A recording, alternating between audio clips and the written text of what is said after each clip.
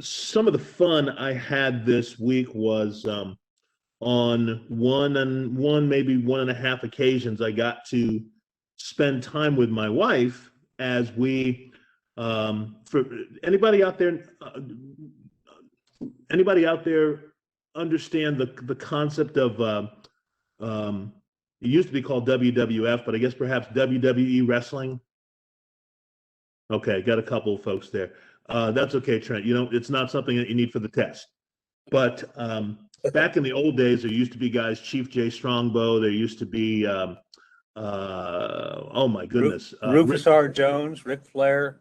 Sure, and we're talking other leagues now. We're talking Ric Flair, but certainly Vince McMahon's used to be the most colorful for a very long time in terms of being the biggest.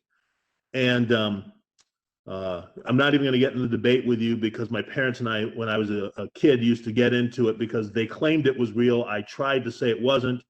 They were the parents. They won that argument, and they're both deceased now. I honor them greatly. I think, though, before the end of their lives, they were able to admit the truth that wrestling perhaps is not so real. But having said that, there used to be a concept in that kind of wrestling field, tag team. And if you enjoyed those kind of wrestling and sparring matches, the tag teams were even neater because you got to see your guy displaying his skill, and then either when he was ahead or behind, he would tag his partner, and then his partner would come in with a new zeal, new energy, and they would take on the opponents, and it was a lot of fun. So during the course of this week, I had a couple of occasions with my wife to tag team in terms of being able to talk about Jesus to, number one, a curious person who says he believes in creation and evolution. So that was interesting and oh, that's right, interesting and fun. And then to talk with a professed believer who tends to trend toward the, and not trend, but trend toward the charismatic side. So she's very much into the great speaker names. She's into words of prophecy. She's into speaking prophecy over people. She's one of those folks right now that, as silly as it may sound, a prophet had said that Donald Trump would win the election, and not only do they believe that, they also believe Donald Trump is the president right now. Oh, there you go. Thank you, Bruce. So thank you for clarifying that so that you know I'm not just making this stuff up. So we had a chance to do that and do that together, and it was a lot of fun. And I say that to you because if you've not had a chance to partner with somebody to talk about Jesus, you've not had a chance maybe even to recognize your spouse's strengths, and then how you work together to achieve the goal. I would encourage you to think about doing that. It's an interesting arena to jump into, but this is why we do what we do, so that you practice your skills to be able at any time, at any event, with any person, to be able ultimately to do what Paul did, which is to check on people's eternity and then be able to tell them that there is a direct course and a correct answer empirically to where they should be headed. And so it was a lot of fun working with, talking with certainly an 83-year-old guy with my wife, and being able to say to him, you know, sir, you have a few years on my wife and myself. You need to be a lot more perhaps sure about your eternity in some ways than my wife and I do. And that reality was one that he actually could respond to, in addition to, you know, which side of the fence am I on? And so he actually was invited today. And if he doesn't join us today, my wife and I will probably go and try to convince him to get back into the ring again so that we can Chief Jay Strongbow. And, you know, I'm okay with suplexing somebody for Jesus. So it's got a little violence attached to it, but I believe that's in one of Paul's letters, is make sure you suplex or jump off the top ropes for Jesus. And I think that kind of illustration works very well, especially when we take a look at this next question here, which is, what does the word obligated mean, number one, and then how does it apply to you? So that's a question for you all in the arena of our virtual grid this day. What's obligated mean to you?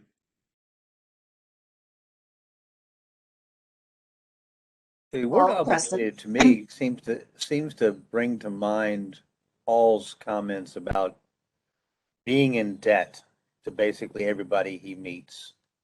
And and that, I think that carries out not just in Christianity and our tag team world that we might be venturing into, like you're talking about, but it's also there's an indebtedness we have in our employment as well, where people are paying us and therefore we owe them work. So I think obligated uh, carries with it an idea of an indebtedness. And I'm stopping short of the second part of the question so that we can have other folks respond to the first. Preston, the definition, of course, is right, is to bind legally or morally, it's a duty, right? So based on what Gene was talking about, yes, it's something that you are kind of required to do. And it can span a multitude of areas. But it's something legally and morally bindable. That's what the definition said when I was looking it up. I think there's an interesting undercurrent you can get from Portuguese. Instead of saying thank you like gracias, they say obrigado. So not only is it a matter of indebtedness or like a requirement, something that's required of you, but it's your recognition back to that indebtedness, that at least in some cultures can accentuate how there's the graciousness that recognition of the graciousness that goes all into the debt. Yeah, Trent, Sarah, when both of you respond, and it's not that I don't enjoy your answer, Gene, but there's less churchanese with your answers, Trent and Sarah, in that right now I don't want us to think so much about where your scripture is. When it's time to talk about the scripture, I'll throw that out there for you. Really want to take a look at that word itself, and Sarah's right on in terms of its literal meaning, and I like Trent's bent in that. If you remember our earlier conversation about what's a servant, what's an employee, what's a volunteer, what Trent sort of touched on is this aspect, is that although there's a legal and a moral debt that's owed, that instead of you wearing around your neck like a millstone, you've got a sense of gentility. You've got a sense of ease and almost a sense of gratitude, even though there's debt in many ways that you owe because of the obligation. Now, that's a rarity because, and I would tell you, let's go church here. See a lot of the parables that Jesus talks about people being in debt. Because when you see those exchanges, you're usually not looking at someone who's in debt having that sense of gentility that Trent just mentioned.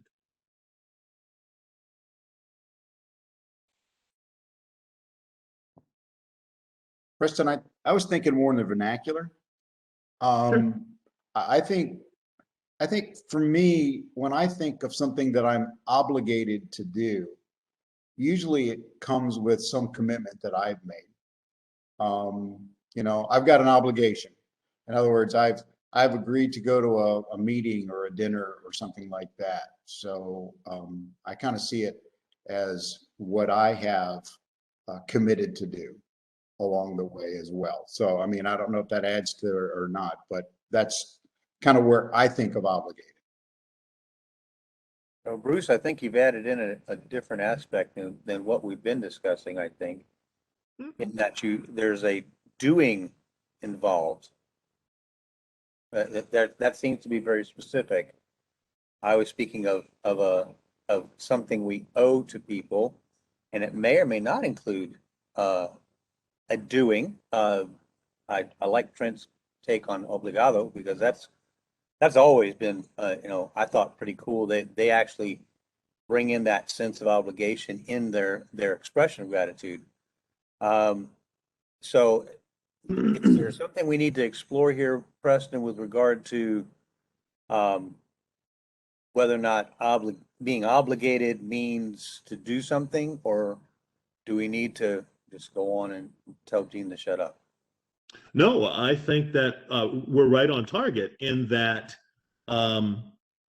it's almost like the word love when we explore. When we take a look at the word love, we like to think it's a big feeling act. We like to think it's a feeling, and it usually follows a big hug, or a big hug comes after it. When we attempt, certainly when we attempt to study and do some word surveys, hopefully love, like many of the other words that we can take a look at their etymologies, involve action. And so although we began talking about just kind of the description, when you're obligated, typically that means you have to do something to demonstrate your obligation, whether that's paying your mortgage, whether that's when you take the gum off the shelf, you're obligated to pay for it, whether you commit a crime and there's an obligation that there is a price for the crime that you committed. So I think that we're right on target when we apply action to this morally, legally, and also something, and also something that's here too, which is compelled. And sometimes when you're compelled, there's action that accompanies being compelled. So we're right on target with where we need to be, that there's a contract in some regard, and the contract has action. And that was really where I was headed, was the fact that you may feel gratitude, you may feel a sense of obligation, but you're not actually following through on that until you actually do something. Yeah, and building on where Trent was in a neat way, now he went to the Portuguese. Now for both, even the French and for Spanish, when you say to someone, thank you, they say de nada. When you say to a French person, merci, they say de rien. So differently than say obrigado, both of those mean whatever it was that you're thanking me for, it was of no consequence for me to provide it to you. De rien, de nada, it means nothing in terms of my ability to have done that for you. So that graciousness that Trent was talking about, that gentility is sometimes in the languages that aren't English because of the business nature of how English works. Make sense? And of course, we go and somebody at Starbucks tells you, "Oh, no problem," and most people take that as, "Okay, seriously?" Like,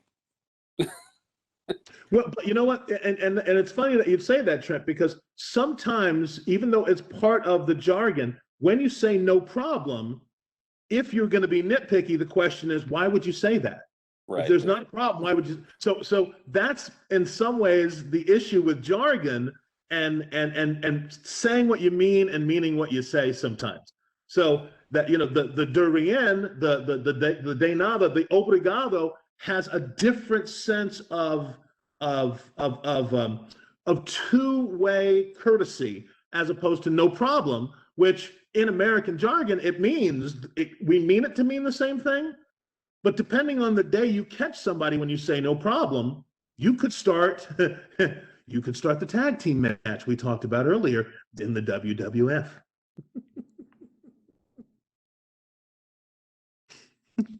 I have taken on in my employment a different expression for responding to that, that thank you expression.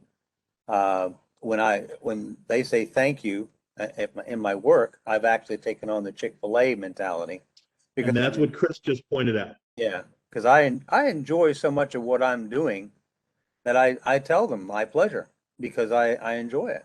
So, but yeah. So that's an old American practice that we've gotten so far away from, that we've gotten so far away from it. People think it's an anomaly when you go to Chick-fil-A and people say, my pleasure. And the other item that we used to use for American jargonese was at your service, Ooh, right? So the more, sometimes the more we're self-oriented, the more that we necessarily don't feel that we're obliged to X and so with and for people, the more put upon we are when to be able to share at your service. It was nothing.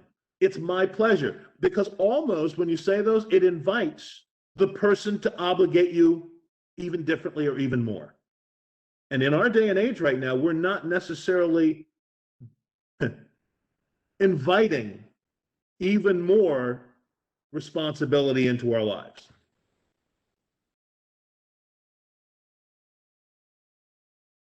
Plus, So let's go ahead with the second question, Gene. I see you commenting. Let's see if it's based on this. So we've kind of defined it. We've taken a look at what it means colorfully. How does it apply to you personally? Now, not talking about in a church and ease session. Talking about how does obligated, all the different variants that we just heard, how does it apply to you personally, you individually? yeah, that's basically what Bruce was saying was when we're obligated, we are, I think Sarah used the word required. I think it goes a little bit beyond where it's we are expected to do something about that. That's an interesting part of the teeter-totter to be on. What else is And there? here, and here's why I say that. Expectations aren't always they should be in the same arena as obligations, but they're not. Here's why. That's why we fire our employees. Right? Because when we interview them, they answer the questions according to the way we would like them to answer best. But ultimately, if they don't meet their obligations, we let them go. Yeah, I was going to say obligation over time can become somewhat of a burden. You have to constantly be asking yourself, why am I doing this? Where's my heart? Right. And, that's something you fight all the time because some obligations are no fun. And like you said, some obligations, they get deeper and deeper and deeper, and you're giving more and more and more. So for me, it's, what are you doing this for? And do you have the right heart attitude?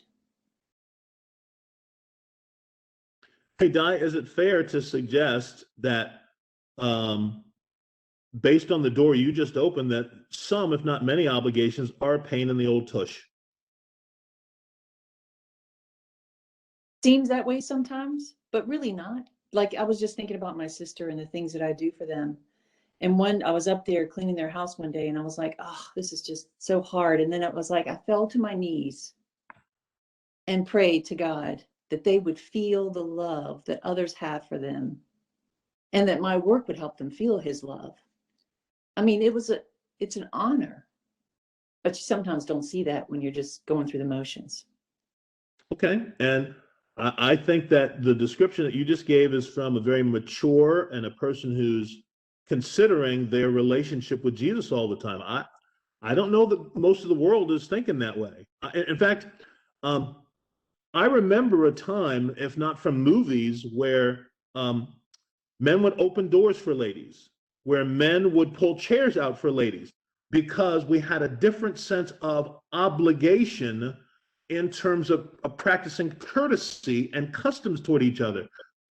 We're hard pressed to do even those simple things right now. Well, why would you when a lady says, I don't need you to open the door for me?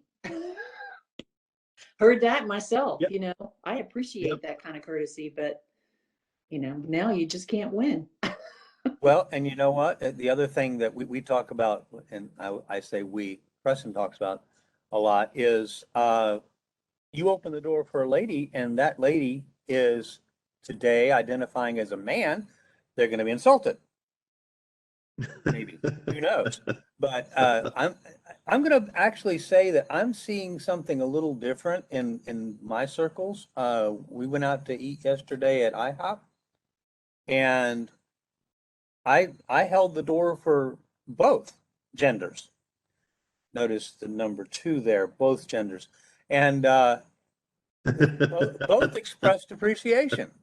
So, I think that there's and maybe there's a difference there where they expressed an appreciation for having done that rather than a sense of obligation because I did that. And so that may be a fine line there too. But I think that folks appreciate seeing that sort of graciousness, if you will, that sort of care for even strangers that you don't know.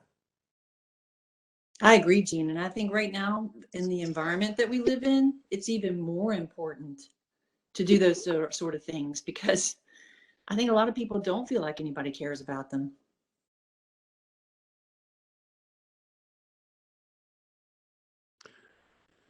I see you, Bruce. Hawaii. Obligation means something very different out here.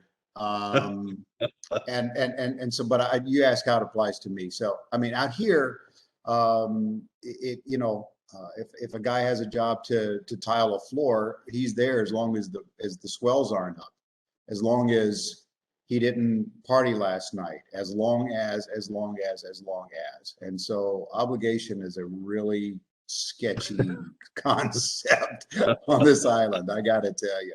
And the guy that actually shows up, or gal that shows up and does a good job. I had that conversation with a friend this week, Nathaniel. He's a believer, real estate guy, and we were talking. And he had a gig at Home Depot when he first got here, and he said I was a superstar because I showed up every day. And that's nuts, man. But that kind of lends itself to where I think it applies to me as a mature adult. I keep my obligations, whether I like them or not. If I say I'm going to do it, I do it. I used to be, when I was in my 20s, hey, I'll see you at the such and such. And you knew they'd be there or I'd be there as long as something better didn't come up. I mean, that was the sign of immaturity. But when you're a mature person, you do what you say you're going to do. And if it's an obligation that you don't want, then you figure out a way to get that out of your life. But if it's there, you do it. You just do it.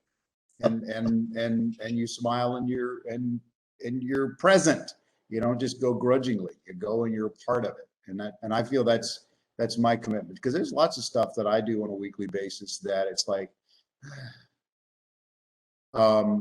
but then what I discover is oftentimes, and this has been my conversation about Wednesday night Bible studies for years, is that, sometimes by Wednesday night I'm kind of pooped, but if I go, I'm blessed.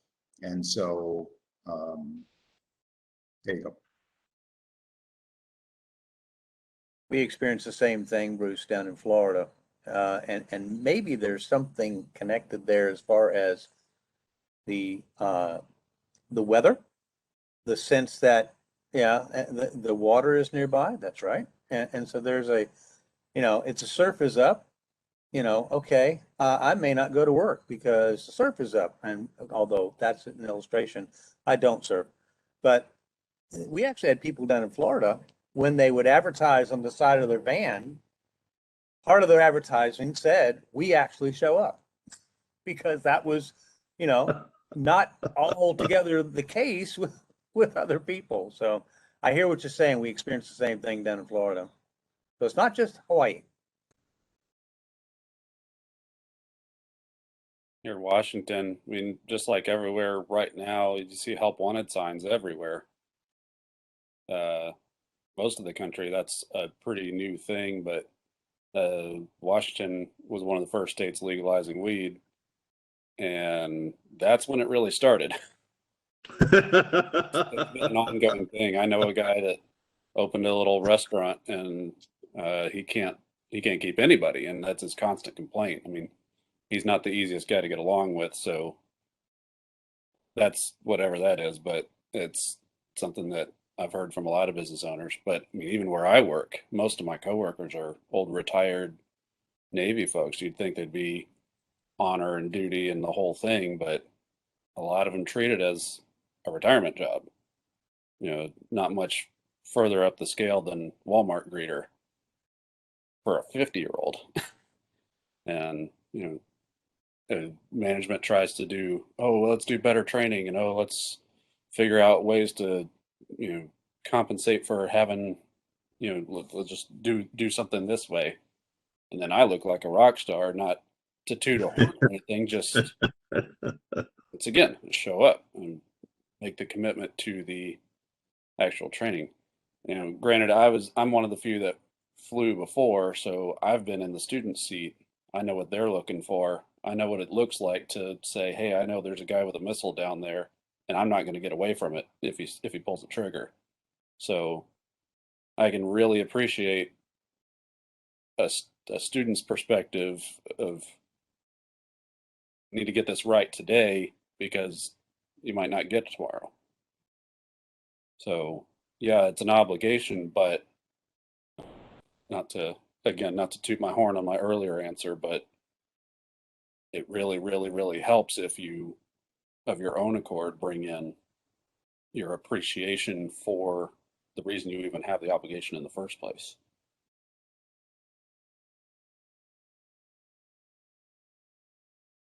So one of the fun elements of doing this kind of an educational exchange is crafting the questions so that you begin to open the door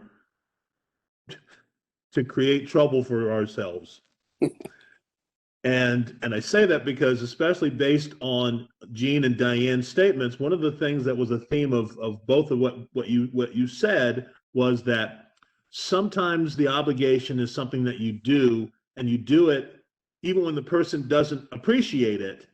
You do it because it's the right thing to kind of do. Now, Trent's also added a whole lot of dimension that talks about people having a care for what it is that's either being invested or what's being invested in them, et cetera. And then I appreciate certainly Bruce's bent about kind of the Hawaii nature of things, even the kind of Costa Rica attitude, which is almost this one. And by the way, if you have a company, let me share this with you, because you're not necessarily going to compensate this. And certainly Ellen and I think, at least when I was managing people, I actually have had some employees during their quarterly or annual review look for an increase because they come to work and they come to work on time. And so the funny thing, and you've heard me say this over the years, when I hire you as an employee, it's understood that the two things that you're going to do are show up for work and show up for work on time. So the fact that kind of Trent's talking about folks, Bruce is talking about folks who not only feel obligated and that you should feel happy that they show up is part of the challenge of what we're discussing today. And when Gene earlier asked, does obligations have a kind of action attached to it? Well, I'm gonna say affirmative to Gene, and then also add in what Trent suggested today, which is this: not only does it have action attached to it, it's got the right perspective and attitude attached to it, and that combination of obligation is one that lends itself to our discussion about what's a bond servant, what's a servant, what's a volunteer, what's an employee. And we talked about some of those characteristics. How do you know when you're ready for the work? How long does it take you to become a servant? Well, when you're not inconvenienced by the work you do, when you feel it's not a burden to do the work that you do, that's when you've arrived at that point where you're a quality, certainly servant, if not employee. If I was going to give an example, Sarah has been in her company, happy 25 years. I think that was just a couple weeks back.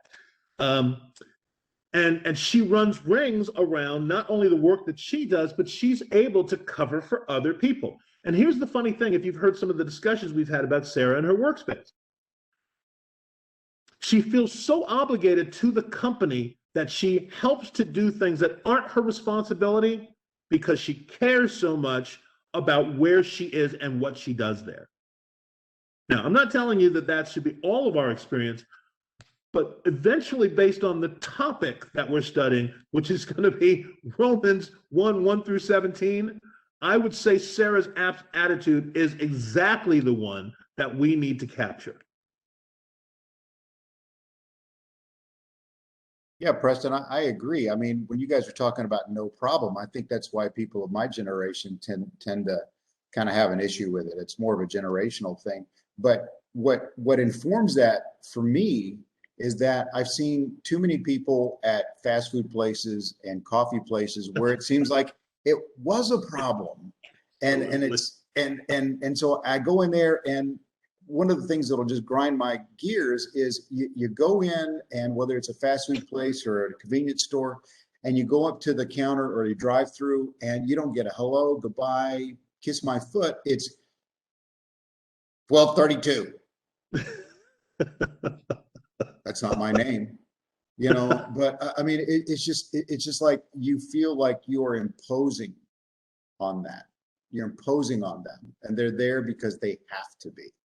And that's where what Trent was saying, I think, is so valuable, is that that can't be the attitude.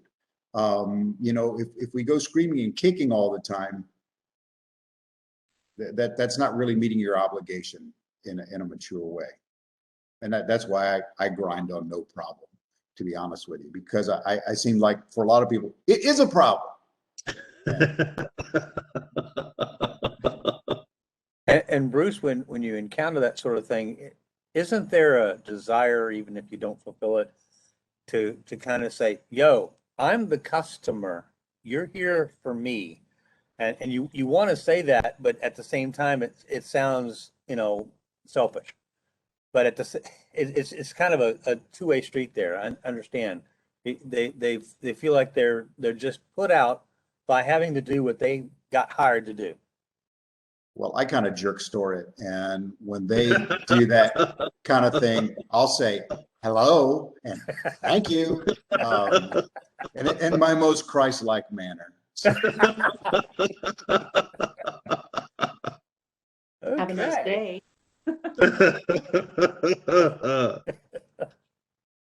I couldn't help but think about Colossians 3:23. Whatever you do, work it with all your heart as working for the Lord, not for human masters. And as a Christian, I know that's the Christianese answer. That's what I try to do. And I know that's not always easy. Well, for me, not to be extremely subversive and stick it in everyone's eye, but I also find better service when I kind of go out of my way to be the one customer that is interested in brightening their day. It doesn't work everywhere, but there are some places where they're used to people spitting at them, people yelling at them over the silliest little thing. That, I mean, if you can do basic math, you wouldn't be complaining about this issue. So if I'm the one that you do the cursory, how's your day going? And I say, oh, well, I'm fine. How are you doing? You know, and almost turn it into a full-on conversation just to kind of shake them out of the stupor and feel seen, you know. And I guess to circle it back in, that's part of my obligation in the transaction. Yeah, they have to do work in order to get my money, but I have to do money in order to give money to get their service.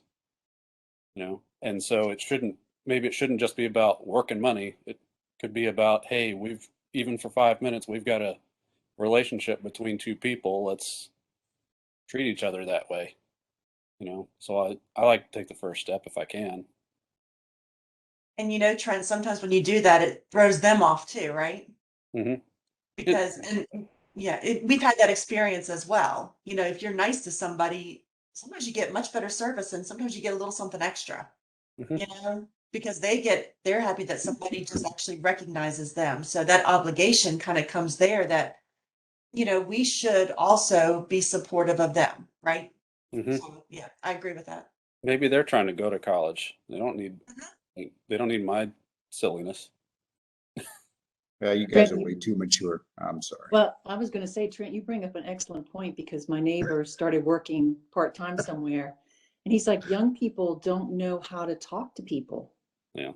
they're so used to being on their phones and so solitary. It's like a lost art. So I'm with you. You don't know what somebody's going through. You don't know what kind of day they've had, what they're facing. I just try to give them the benefit of the doubt. I'm also only 35, so I don't know how to be cynical yet, but Now you're just meddling. just kidding. So when I think about this question, how it applies to me now, I don't think I've had real retail experience in my employment life, but I think about this question and its illustration to work with. The customer's always right. Now, good. I didn't see your heads there because I'm going to follow it up with this. But what if the customer's wrong? Because that's a very real reality that if you're in retail or if you're in a situation where there's an exchange and your duties are always obligatory to a person because of a service provision, the customer's always right. But what about when the customer's wrong? So probably where I can shed some response on that may be I started my early days in a restaurant, French restaurant. And there were certain etiquettes, there were certain practices that we considered cursory, or we considered par for the course. So let me give you a really silly example and then give you a better example. When I first started out, I was a busboy. And what happened was I worked with a gentleman who was from Italy, and he worked 4 or 5-star restaurants all the time. So back in those days, and I don't know, it may work this way today, if we had a party and the party would spend, back in those days, $50 a person. So their total bill for 2 people would be $100. We would expect a tip of no less than $20. Now, if the tip was not $20 or more, I would be obligated as the busboy to take the tip back to the customer, even if the customer was leaving the restaurant going to their car, because that was considered an insult. Okay? Number one. Okay? Now, how about when I'm serving from the restaurant a piece of beef that's supposed to be rare, and the chef has done his best to make sure it's rare. I serve it to the customer, and the customer says, "Oh, this is overcooked." And the chef did everything that he could to make sure that it was cooked perfectly. He's the chef. But the customer's always right, except when they're wrong. What do I do? How do I respond to that? Part of my career included some 13 years in the self-storage industry. And my boss for that entire time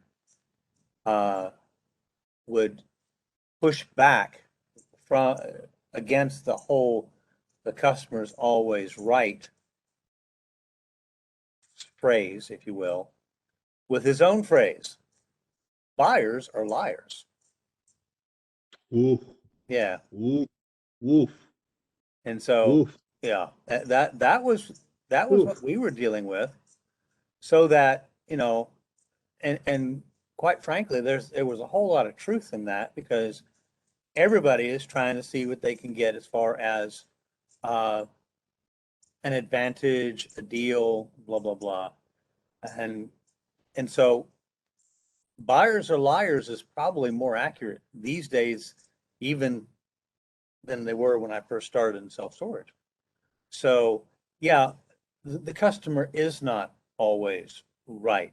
However, that does not entitle the employee to treat them disrespectfully, etc. So I like a lot the can you just opened up, Gene, because that's what I was purposely looking for us to walk into, which is sometimes the inspiration of buyers or liars, which may have a truth to it. And even if we want to teach people then to be respectful to our customers, sometimes the buyers are liars is always here. And it unfairly taints our attitude and perspective toward the person, and we struggle to then treat them courteously and respectfully and with dignity. Agreed.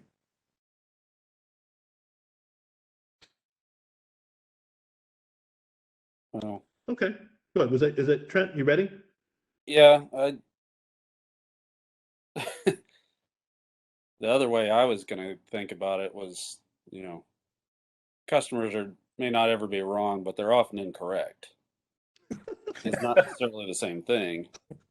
It's just a matter of an information disparity. So, you know what a rare steak looks like, but the guy that just wants a bloody pulp didn't say that he wanted a bloody pulp. He said he wanted rare. So, or, I had one when I was working retail in college where a lady wanted to have her membership discount plus this coupon that's technically expired, plus she had a return and wants to use, and she's trying to daisy chain and work this whole huge thing down to, Love it. 20% of its original price. And I'm like, first of all, I'm not empowered to just go ahead and sign off on this. I'm not in my position. I can go ask about it, but second of all, your math isn't even correct. I see what you're trying to do here, but you didn't even work out the math correctly, and I'm trying to work with you on that.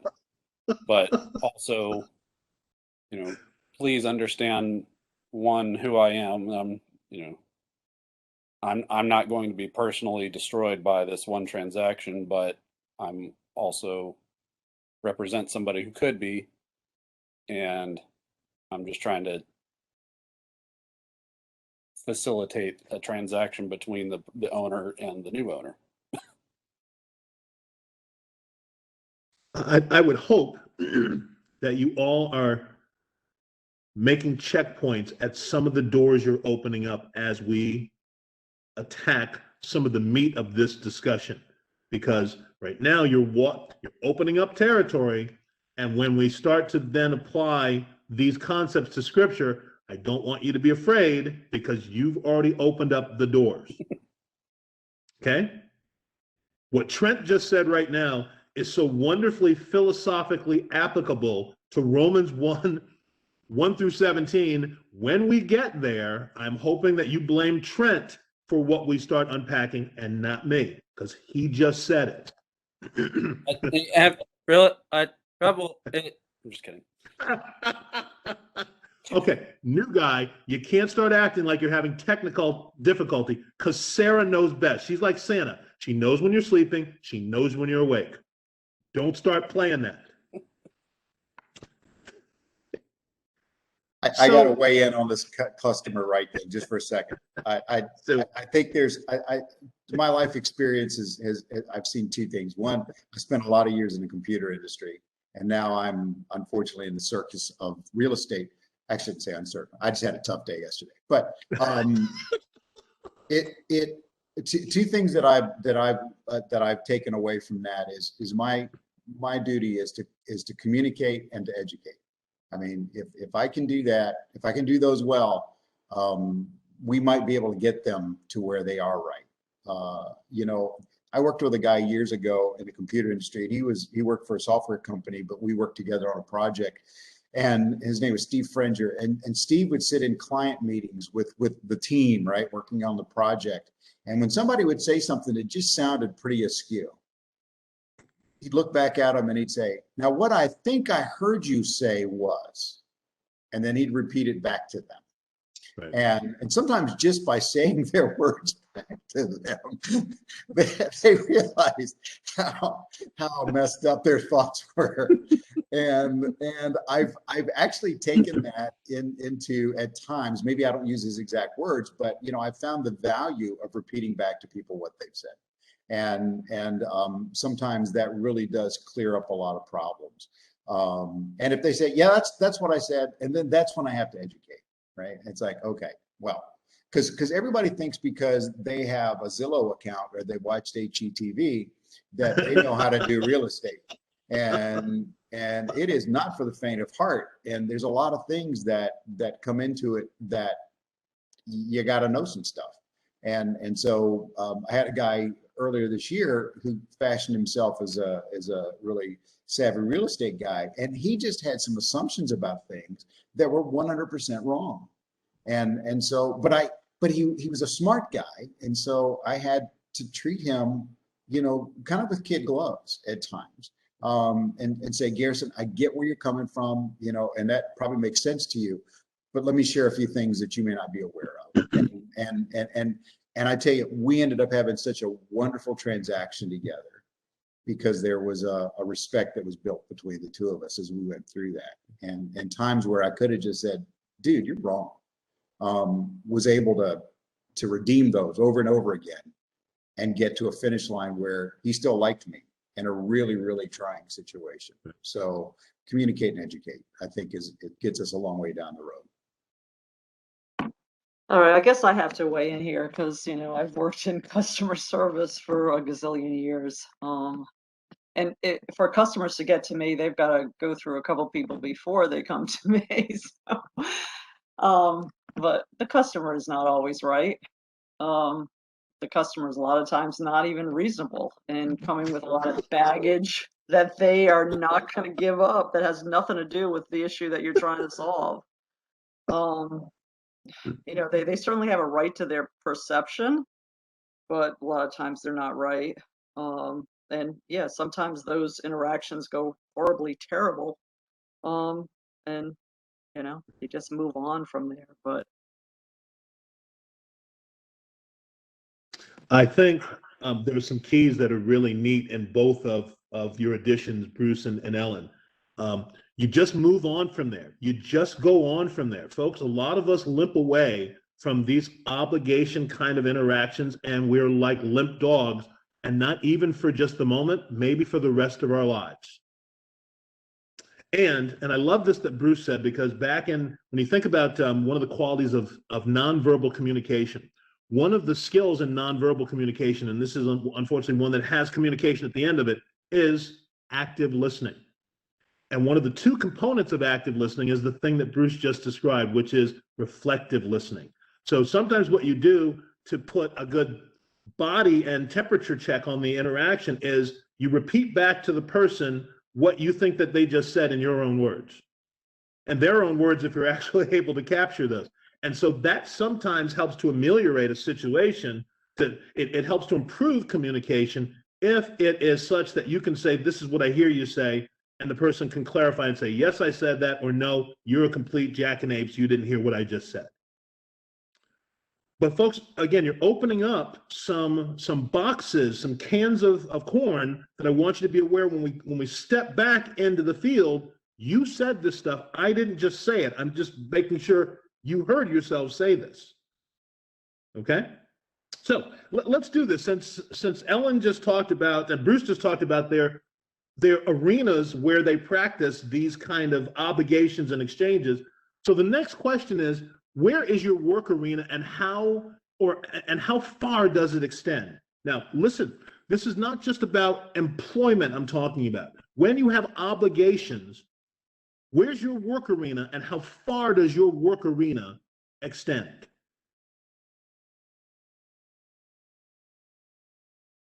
Well, it's like you said, it's more than just work, right? It's your social circles. You know, it's family, it's friends, it's places you just go. It's everywhere. I mean, it's kind of everywhere, whether we want it to be or not. It's kind of everywhere. Are you sure? You sure you want to stay with that answer, caller? That's what I wrote.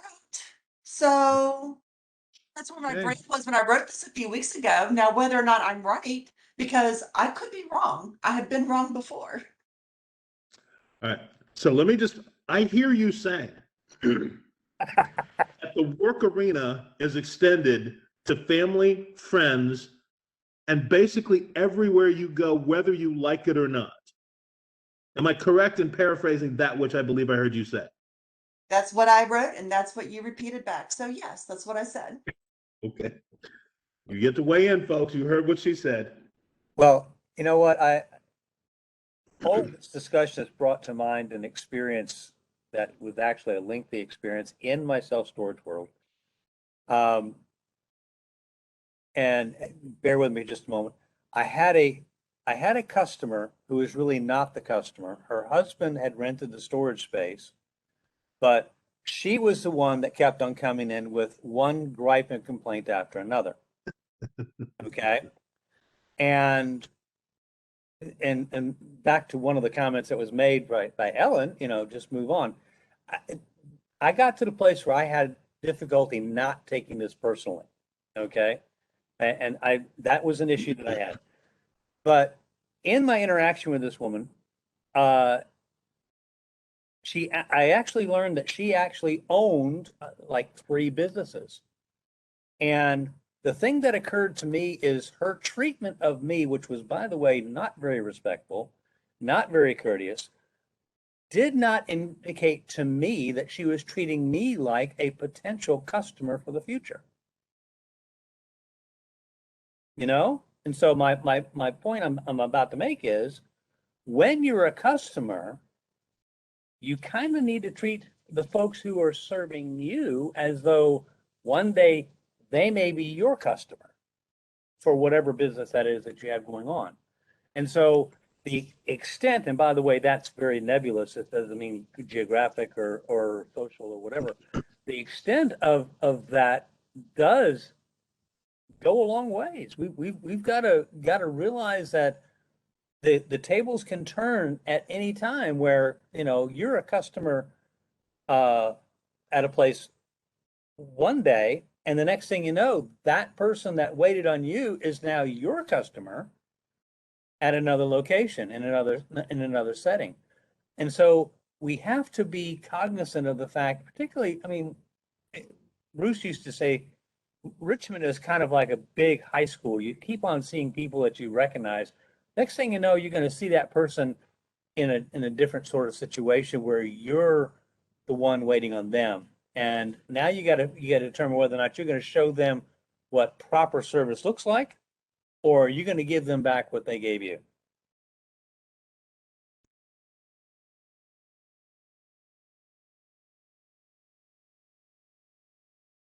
Well, You all are such good people. And before Trent even begins, I'm just honored to be able to virtually link with you folks, because you have such wonderful characteristics that hopefully I'm gleaning from you and absorbing from you all of these things that are going to increase my spiritual character in addition to just my everyday sense of morality. Go ahead, Trent. okay. Slightly different tech than that. I really appreciate that I work in a building that's classified secret. So as soon as I leave the door, I cannot take anything home. I do my 8 hours and I am DUN done.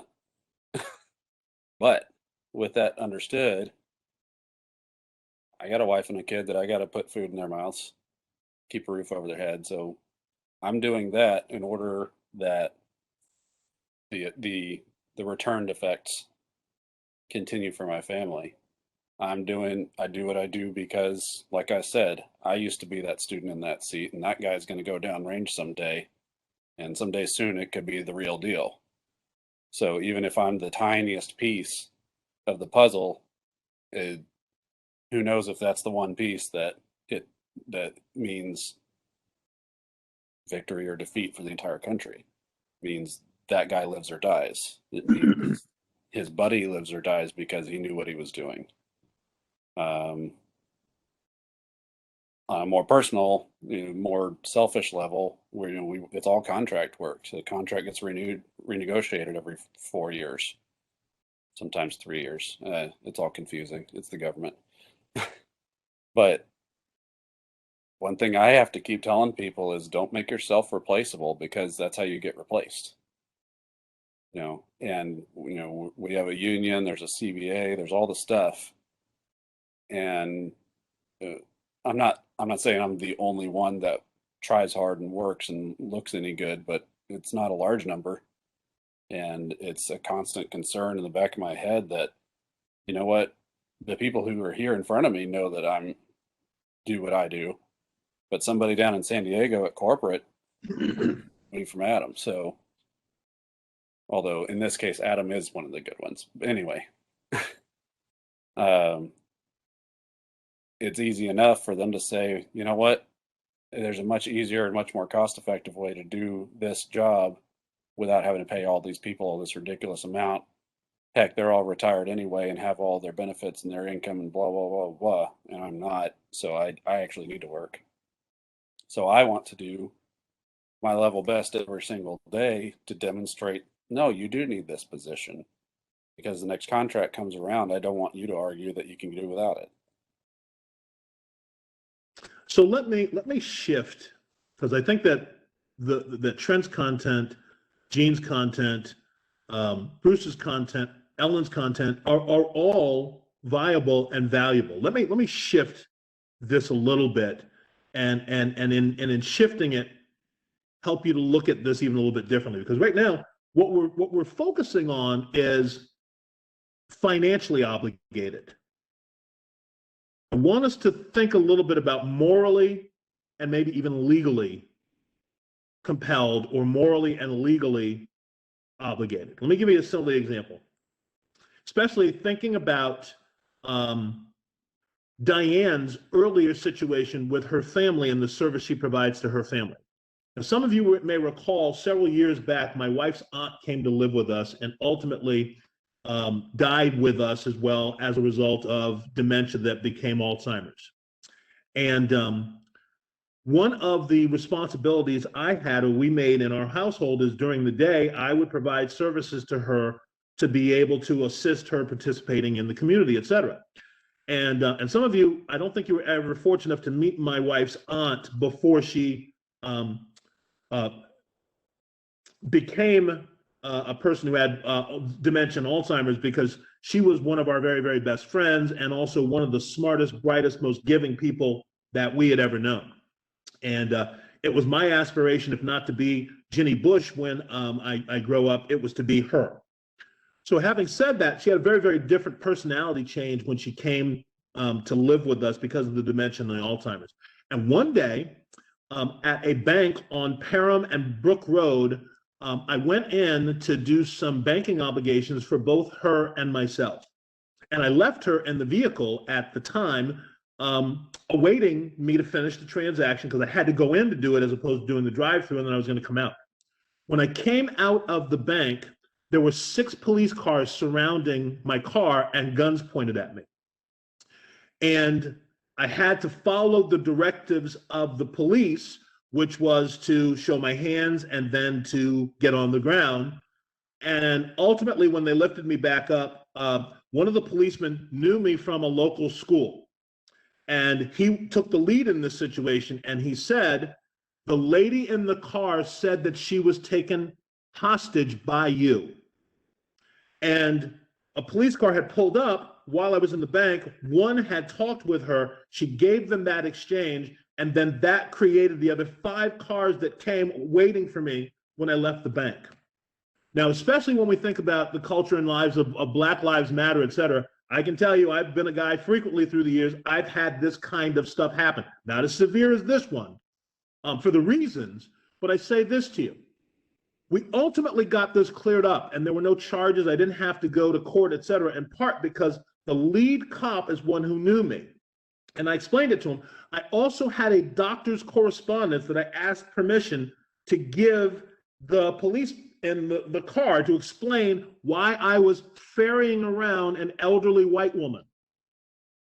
And so that exonerated me as well. Now, here's what the point I'm driving at. Not to have you all go, oh, that guy, and he probably stands for Black Lives Matter. That's not my point at all. My point is this. It was really tough to continue being obligated to my wife's aunt following that kind of exchange, because her unpredictability and probably what her philosophy and attitude about me and her being together was one that had a whole lot of racial weight attached to it. And she would probably on any occasion look to have an exchange that said she was in a negative situation with me. But I continued to have to provide services to my wife's aunt. does it make sense that every day that I had to do that, it was going to be particularly not challenging, but particularly mentally grave? It was going to be draining in terms of the physical nature as well. And there were just times I went, why am I doing this? I'd rather take a big pen and stick it in my ear than do this. So we're not talking about a financial obligation here. We're talking about a moral and in some ways a legal and a familial compelling binding that says this is what we've agreed to do. So we'll have you weigh in, and you don't have to weigh in on the politics, the situation.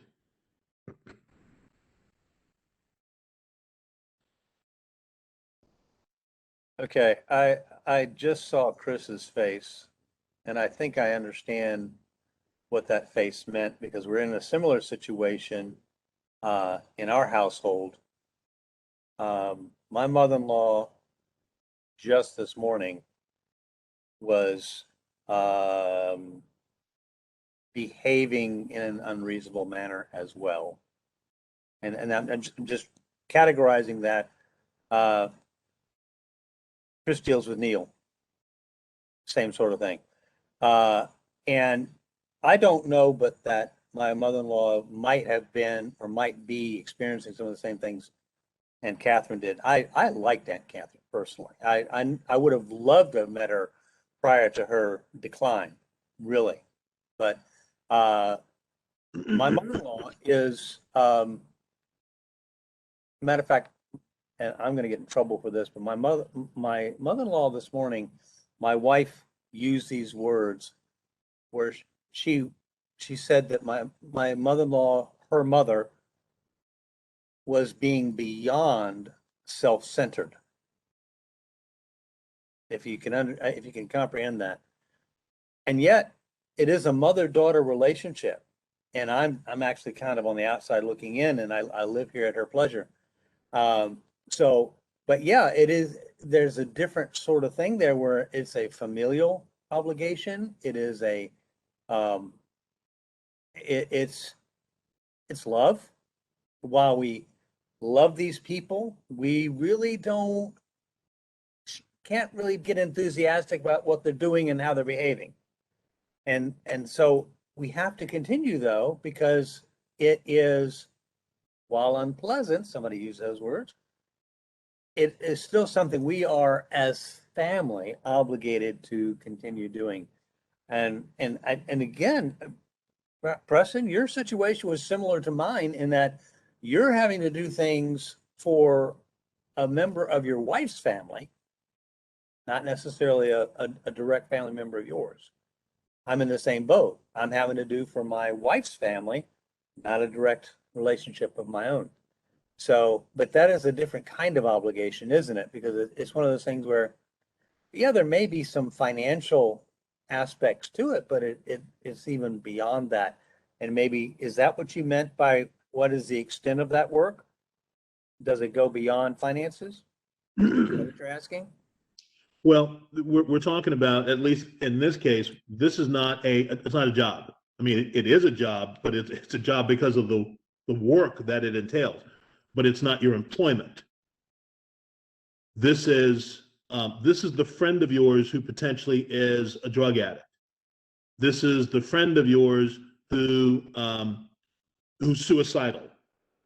This is the friend of yours or the work associate of yours who spends all of their paycheck, instead of paying their bills, gambling it away, whether it's tickets or the casino, et cetera. And it doesn't even have to be that extreme. So less situations where there's compensation that exchanges hands, more of a situation where there's obligation because you feel a moral or a legal binding there. You know, there's Preston. one other thing that came to mind. I'm sorry, Bruce. Go ahead. I was just going to say, you know, what you're hitting on there, whether it's the work, whether it's this commitment to somebody for caregiving or being their, you know, wingman or whatever you want to say. I think the common thread there is oftentimes we commit to the obligation without knowing the full extent of what's going to happen. Right? I mean, it's true. I mean, you know, as you and Ellen, for example, with Catherine, you know, you felt a pull to do this for this woman who you both love, but you could not know, you could not predict where that. I mean, you could maybe, but you really couldn't predict where that was going to go. You had no idea. It's the same thing with a job. I mean, I know with me, with doing this day job, this real estate thing, you know, they kind of change the rules on you after you get in. And all of a sudden, you know, like the NAR is making pronouncements now about what I should be doing as a real estate agent, and it becoming more invasive in my private life. But you know, now I have to say, well, do I want to continue the commitment or not? I have that choice. You didn't have that with Catherine. I mean, regardless of how up and down it went, Gene, what you're talking about, regardless of where that went, you were in for a penny, in for a pound, and that wasn't going to change. So yeah, to your point about a moral obligation, it's like you really do step into a lot of these situations only having part of the picture of where that's going to go, and it really speaks to that moral content when you say, no matter how weird this gets, Correct. I'm in it to the end. That is something that is becoming less and less common in our world today. You know, whether it's a marriage, whether it's, you know, kids, whatever, people are like, you know what, this is too much for me, I'm out. They don't hang in there. You know, Bruce, you used an expression earlier that you indicated kind of grated on you. Not no problem. There's another expression that I've heard way too frequently, whereas there's an issue and somebody is going to get hurt, okay? And somebody else involved in the issue will use these words. And how many times have you heard this? Not my problem. You know, and so now because it's gotten weird or whatever, they're signing off of the situation and saying, not my problem, somebody else has to deal with that. And that's oftentimes, I will say, I hear that frequently in society today, not my problem. See, I appreciate where Bruce helped to build the bridge here with this discussion, because one of the points that he made that he didn't say directly is this. As Americans, right, if we were in India, if we were in China, this would be a different situation. But as Americans, when your job obligations get to be more than you want to deal with, you get to stepping. You can make the choice to quit. So that's the difference. And I appreciate when Bruce says marriage. Well, see, marriage is one of those obligations that today in society has changed radically than what our parents' generation used to practice. Our parents' generation would practice almost this philosophy. I absolutely hate you, except I said I was going to stay married to you for the rest of my life, and so I am going to be married to you for the rest of my life. Today, our society is, whoops, I thought I liked you, but after the love is gone, not really so much. I'm done. And so that's not a financial relationship at all, but it sort of in some ways sheds light on what our generation and our society currently, what our a perspective of obligation is. It's obligation as long as it works on my behalf. As long as it benefits me, I'm fine with being obligated. But when it starts to not benefit me, Ryan Seacrest out. I'm out.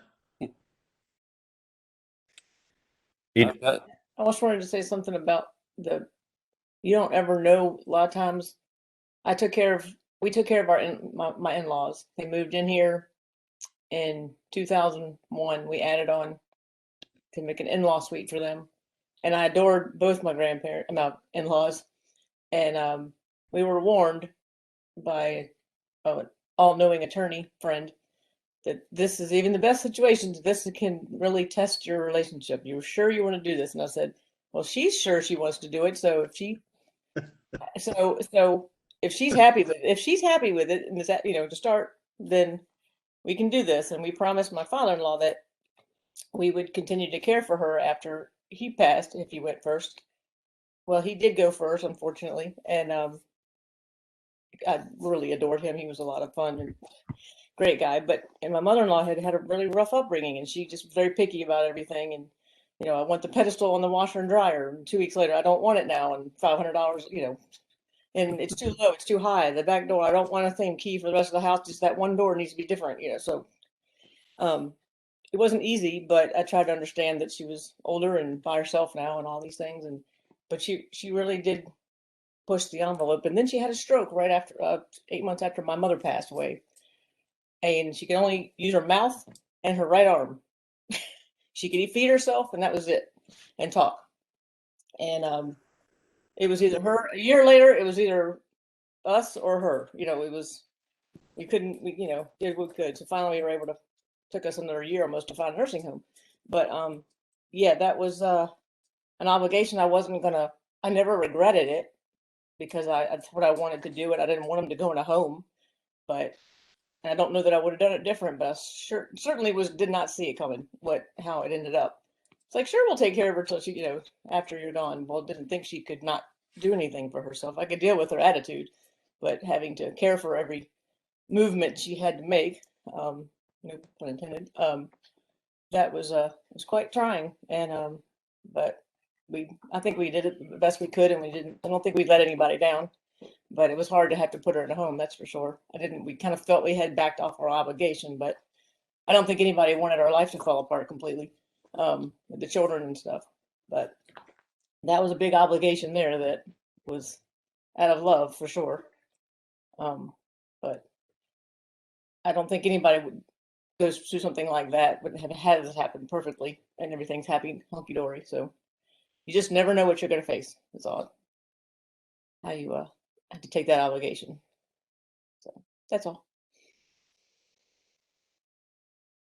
Preston, I was listening back when Trent was talking about the obligation of his work setting, and then listening to some of the comments about what's right in front of you. And when I look at your question, where is your work arena? And then that second part of the question, how far does it extend? That's a huge question, because in one aspect, Preston, I'm looking at it, how far does it extend in the practical realm of what my work requires of me, what my moral responsibilities require of me in regards to family care, in regards to how I like that's deep stuff, right? I flip it in regards to a thought that Trent shared that kind of made me think about, you know, the things in front of me are the things I see. Often what I don't see is what the eternal aspect of that is. And if I only see what's in front of me, it can be very daunting and very overwhelming. If at the end of the day, I can stand before God and say, I'm doing this because of this, and my prayer and hope is that the eternal impact is beyond me, is beyond this moment. When I look at what it extends to, if I want God to honor our global vision, if I want God to honor our global reach, if I want God to honor the Great Commission, there are things right in front of me that I can't neglect. How many times have we said, God forbid we go to Africa and not cross the street? And so there's these things that because they're so tangible and they're so right in front of us, they can be very overwhelming. But when I look at the extent of God honoring that, it's a really big deal to say, you know what, God, I'm going to be truthful and honorable and committed to what's right in front of me, feeding my family, loving my kids, taking care. Because I believe when you look at Acts 1:8 and you look at the Jerusalem, I am more convinced now than ever that the Jerusalem context, isn't just the region of your city. It's your home, it's your family, it's your marriage, it's your kids. And it starts there and it works its way out. So how far does it extend? Man, when you're doing the right thing, it extends all the way to eternity. And that motivates me and helps me, as Chris was saying, get through the things I never saw coming that just smack you from left field. You talking about having kids. When I met Erica, I told somebody this week. When I met Erica, I didn't want to get married, and I didn't want to have any kids. And she wanted to get married, and she wanted 4 kids. and obviously she won. And so when you're thinking about having children, you're thinking about what you see at church or what you see when this idyllic setting, and then you have kids and you realize, and nobody told me behind the scenes at all. And so it has to extend beyond what I see, because if I'm only experiencing what I'm seeing, then there's no motivation long term with the eternal aspect. And that's a really hard aspect to keep in front of you when you're getting smacked in the face every couple of days or hours. Well, your perspective there, it sounds like you literally have the perspective and the patience of a saint. Well, oh, by the way, that's the next question. What's the difference between a saint as defined by Roman Catholicism and a saint? What's the difference? I can't answer that without going to the Bible, so I'm going to shut up. I think the shortest answer is the source of the sanctification. The Catholic saint has had a personal experience of a miracle or a visitation from God, or just whatever supernatural experience that, especially if it had an impact, they were the avenue of God's revelation or God's miraculous intervention. Versus a saint, as we take it in the Bible, is someone who is sanctified through Christ. You both received and experiential sanctification, implying that all of us are saints in the most simple sense, but with the opportunity to have an expanded visibility, I guess, or an expanded effectiveness through growth. Okay. So let's play in that arena for a second. The second one, which is all of us are saints, are sanctified. So what big, huge word, what's that mean? Sanctified. Well, it's partly the definition of holiness is set apart. Sanctified kind of has that same connotation to it. There's analogies to washing, not just the identification baptism, but almost going back to the original performing ablutions type of ceremonial washing. So Okay. you're removed from the consequence of your sin, even if it's not the presence of it. So Gene, can you give us a simpler understanding of how sanctification works? Because Trent's right on. It's just it's such high church that's when we take a look at the Catholic saint, that's what creates the mechanism that the Roman Catholic Church buys into. It's because of the hugeness of the words that Trent just used. And here's the hugeness: sanctification, holiness, ablution, the washing of. Oh my gosh, those are huge. How about something simple, Gene? Well, where he went is exactly where I was trying not to go. Because, we have an issue in our English language in our modern day world where the Catholic ideology, the Catholic vocabulary has worked its way into our culture in such a way that it's hard to use the word saint without having something different come to our mind. So let's try to narrow this all down. He actually used the simpler words.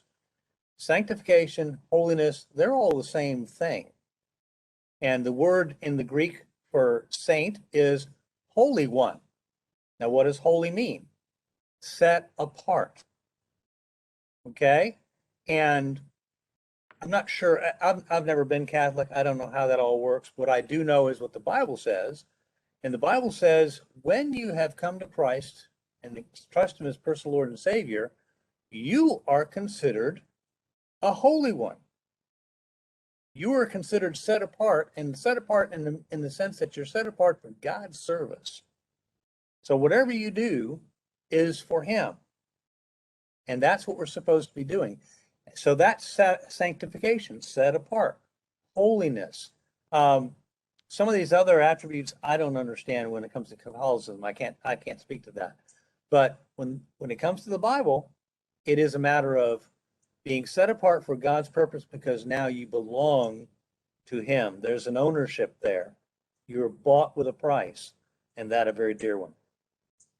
So if I were going to be talking to average Joe on the street who was brought up in the Roman Catholic Church, and I wanted to help them understand this passage in Romans 1 through 17, and I had to get through all the years of holy and absolution as well as sanctification, could I possibly use a laundry analogy to talk about sanctification and holiness without not holes, but holiness?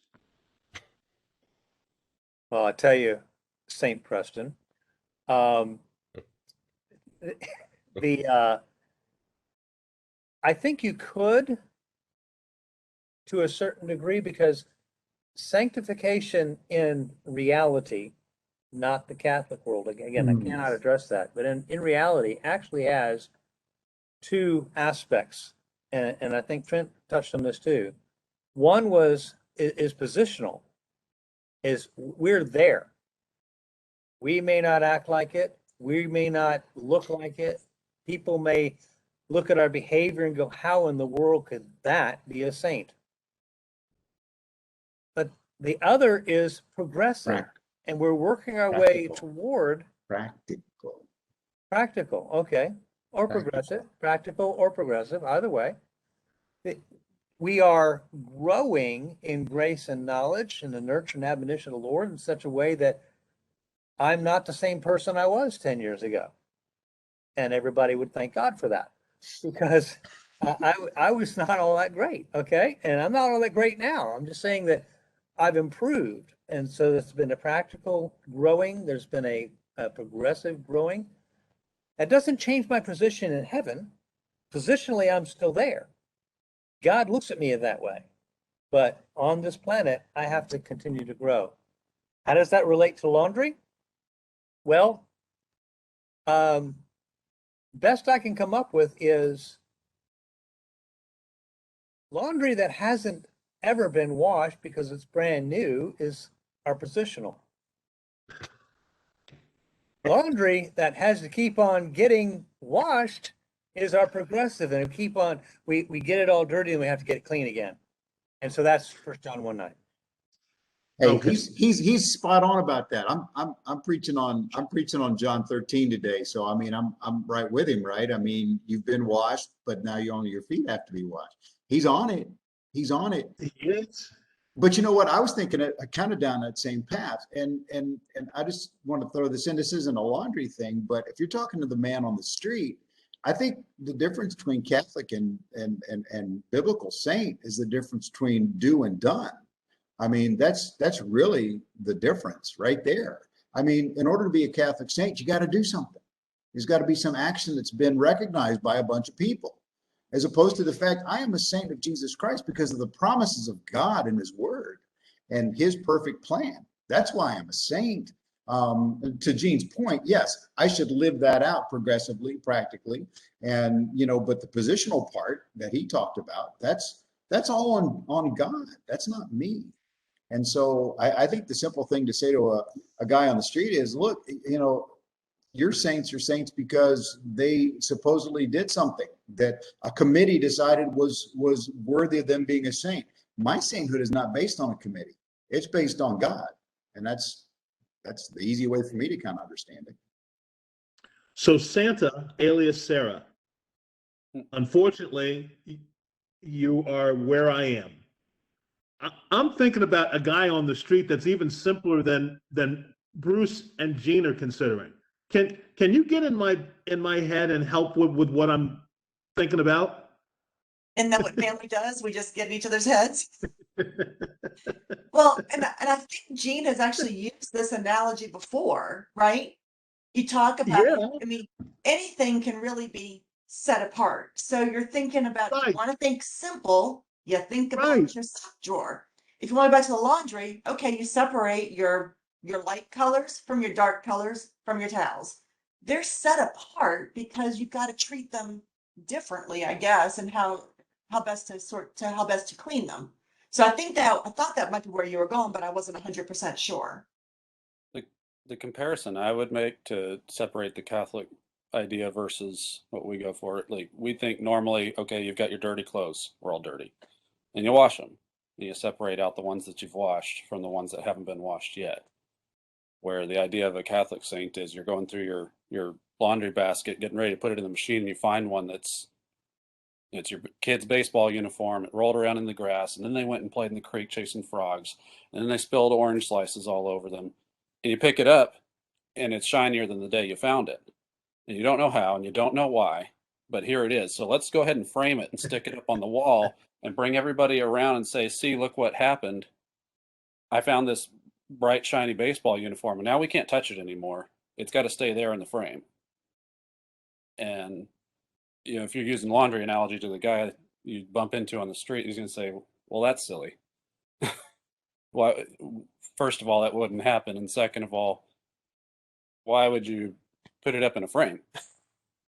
So that's a great point, Trent. That's exactly why we would use the analogy, because right now, when we're talking to the guy on the street, we're not necessarily talking just about Jesus and him washing us clean, because that makes no sense necessarily to the guy on the street.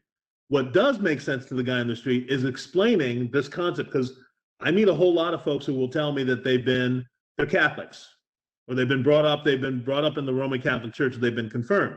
And so sometimes the discussion has to be, we need to get through some verbiage. We need to get through and cut through what it means. And so without going clean, and we can simply say, when you take your underwear from your dirty laundry and you separate it from your socks, that essentially is sanctification. Now, we're not talking about the holiness aspect that the Bible brings in. We're talking about the separating. Because when we then start talking about just the roots of the words and what they mean, now we can build on those to say either how they're used correctly, how they're used incorrectly, or how there's hyperbole added to that. Because that's what happens with the understanding of the Greek word when it becomes a part of the Roman Catholic Church. So it's not necessarily separating the cleanest from the dirtiest. It's just simply separating. And then that's how, when you're talking with a person who's of Roman Catholic background who tells you, no, I can't be a saint, you can say, let's take a look at what the words actually mean. And then let's build on what it is that Paul's talking about. And then let's take a look at the hyperbole that's been added to it, because the Roman Catholic Church and its grandeur wanted to absorb, Rome needed to keep going, so it needed to absorb the fad of the day, which was Christianity. And so it's not that we're not all right about what we're talking about, because it actually is that if Sarah alias Santa was going to throw up some stuff on the magic board there, you'll see that one of the comments is when Paul refers to saints, he's talking about living people with relationships with Jesus. Paul is talking about living people right now with relationships with Jesus. When folks are telling you that they're Catholic or they're Roman Catholic, they're usually talking about dead people when they're talking about saints. And those dead people have to go through 3 different kind of degrees, 3 different strata, in order to achieve sainthood. And so by contrast, Paul is talking to us, and this is what when Gene was referring to me playfully as a saint earlier, well, anybody who, and ultimately this is an evolution in the conversation after you've had some relationship time to build, when you are describing the fact that you are a professed and possessed believer in Jesus, you are a saint. That's who Paul's talking about in Romans 1 through 17, when he's talking about saints. And so it's very easy, if especially you're talking about that, but that's the homily, or that's on the mislet for today, for folks who are seeing that saint to believe that they can't ever aspire because Paul is using a word that's above them, and it's not. The Roman Catholic ideal for that word says we can't aspire to that unless we're dead, and then we never know it. Paul is talking to active, living, obligated people. So me back. Preston, that's so deep, and if I were having to explain this to someone with no church context, somewhere you have to, like, when I think about the Reformation and Luther and Calvin, the whole thing of I'm justified by faith, it is a contextual end of statement. There's nothing you can add to that, and the problem becomes I know that I'm justified, but then Gene mentioned the word ownership. It's a great word that is the answer, but it can also be the problem, because when Jesus justifies me, I take ownership of that. I'm like, okay, what am I going to do with this? We ain't going to do jack diddly with that, because you have nothing to do with that. And it's about growing in that. And so I would make this statement. I would say to that person, it's not what you're growing to become, it's what you're growing out of. You are this in Christ. Now live that out. You're not trying to get there, because he already did that for you on the cross. He got you there in him. If you put your faith in, and therein lies the issue, faith. Mm-hmm. I'm justified by faith. If I really believe that he did that for me, I begin to live that out. And Gene's words of ownership is a powerful word, because when I take ownership of that, it's not taking ownership of me becoming better. I take ownership of engaging more with Jesus, and he produces fruit in me. It's almost like we take ownership of it in a way that Gene's not implying. It's me saying, I'm going to produce fruit, and I'm going to go win the world, and I'm going to love my wife, and I'm going to raise my kids. And God's like, good luck with that. Let me know when you get done doing all that so I can come back and fix it. It's growing out of what I know, not growing into something. And that there's a very powerful distinction in that, because sometimes saying come out from among them and be separate, it's almost like I'm trying to do that myself. Listen, just as, and this is a bold statement, just as he justified me, he's also got to be the one that sanctifies me. I cannot self-sanctify. And so that is but I get that messed up all the time. I just do. And I don't have to try to mess that up. It's just human nature to just say, here's what I'm going to do. And God's like, good luck with that. You propose, I'll dispose, boast not thyself of tomorrow, for you know not what a day may bring forth. It's in the moment, in the presence of God, growing out of what he made you to be. It's a big deal. You've hit on a very poignant thought for a believing world. And I'm talking everything from not only that we still deal with this, all the way to the brand new believer. You don't ever, Diane made a comment on the chat line, she's soaking in bleach. Listen, if every believer doesn't feel like they're soaking in bleach, you're not growing as much as you should be growing. The more I learn of Jesus, the more I realize what a dope I am. And I remember, and really quickly, 30 seconds, I remember when I really dedicated my life to prayer. And I spent lunchtime in college for one semester. I would skip lunch and pray. I'm telling you, the more and I've told you guys this story before, but it bears repeating. The more I did that, the worse I felt. And I went to my theology professor. I'm like, man, I've been praying every day, and I felt like I don't see my wings yet. And, the whole world's not bowing to come to find Jesus through. I'm like, I just feel like I feel worse. He said, Matt, the closer you get to Jesus and his light, the more he exposes who you are. So he's purging who you are right now. And that made so much sense to me. That soaking in bleach, it is uncomfortable. It is difficult, but it is a powerful thing. You want to shine like a bright light, soak in bleach. Love it, Diane. Hey, Preston, I want to follow up what Matt said there, Oh. but Ellen, is that you? I'll let you go. Yeah, that was me. I'm sorry. I just have to say one thing, because I was raised Catholic, and so I know a lot about Catholic saints. And if I was talking to someone that was Catholic, I would go the route of Catholic saints are just noise to take you away from the focus on Jesus, because that's what they are. They teach you to pray to one dude for, when you lost something, one thing when you're traveling. It's just noise, and you got to get them back to the focus needs to be on Jesus. I know that's not answering your question, but that's where I would go on that. No, she's exactly right, though. I mean, that's right where I was heading with that. That was a great point, because I think where we are is this whole saint idea has made us feel like we can't get there. Oh, by the Right. way, I know the laundry thing, and I used to talk about separating your white socks from your black socks, but we don't wear socks in Hawaii, so I forgot about that. I just wanted to clear that up. But that's where I was going with that, and Matt was hitting on it too, with this idea that we're trying to go somewhere as opposed to we're already there, right? I mean, it all kind of comes together, because I think there's a real sense of, and I'm not casting the blame on anybody, but I think there's a real sense in the Christian church in 21st century of false piety. This idea that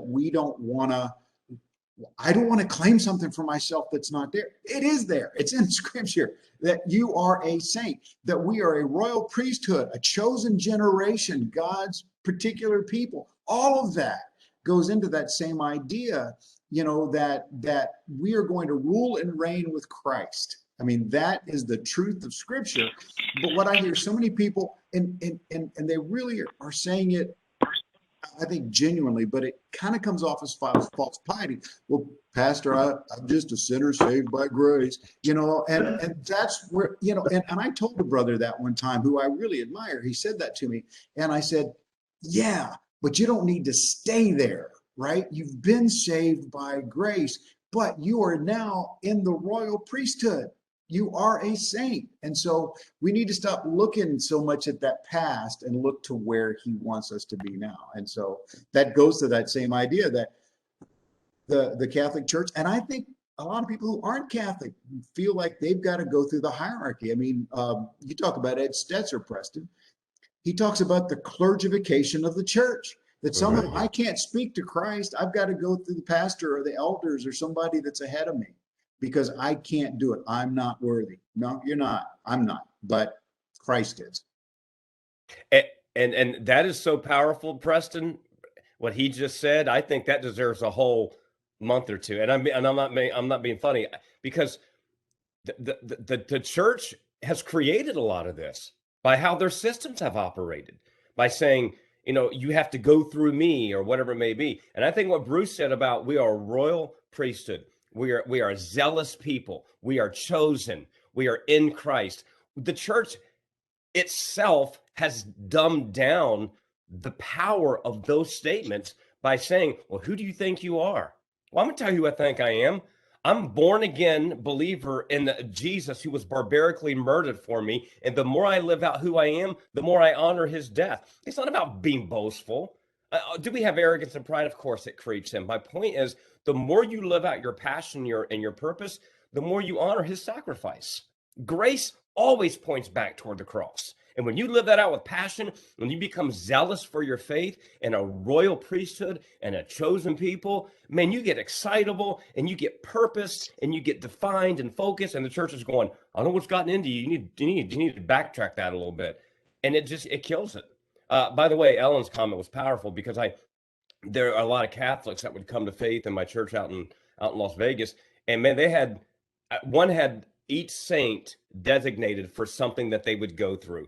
One was the saint of law. I lost things. And one actually came to me at church and said, will you pray with me to saint? I think it was Timothy, because I lost my keys and I can't find them. I'm like, I didn't know what they were talking about. I have no clue what they're talking about. So anyway, powerful, powerful, powerful. So now we're really on Trent's line.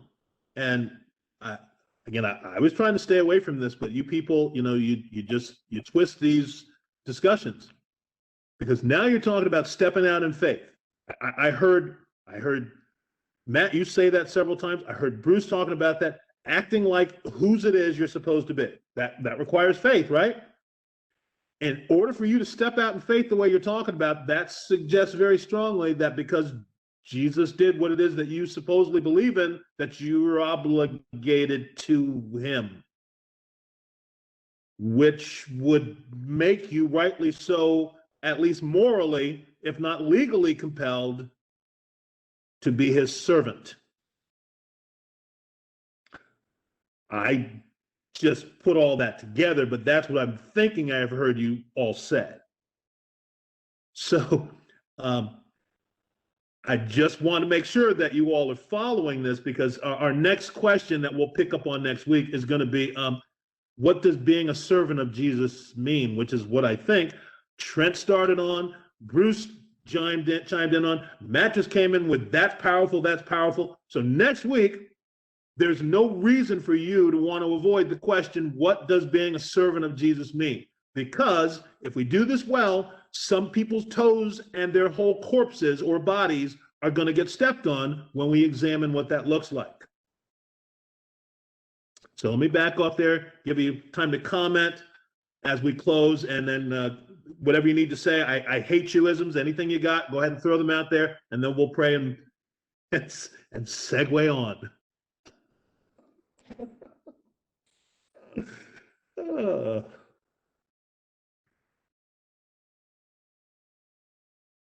I'm just going to say one thing. What you're trekking toward, the church hates.